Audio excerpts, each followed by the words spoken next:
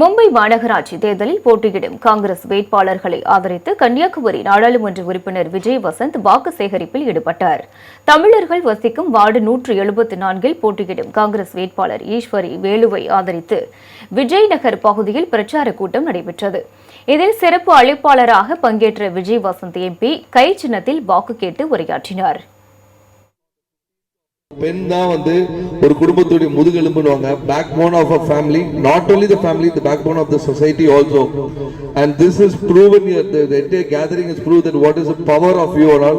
But your power is shown on the 15th of this month while voting for number 3 and making our candidate Ishwari victory.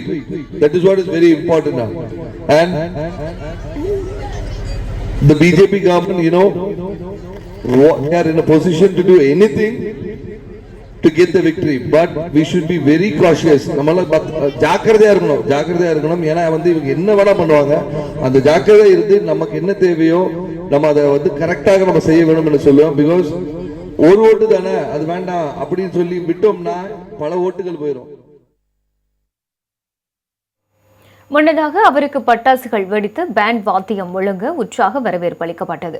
பிரச்சார கூட்டத்தில் அகில இந்திய Congress committee செயலாளர் கணேஷ் யாதவ், முன்னாள் councillor Krishnaveni Reddy, Pawan Reddy உள்பட பலர் கலந்து கொண்டனர்.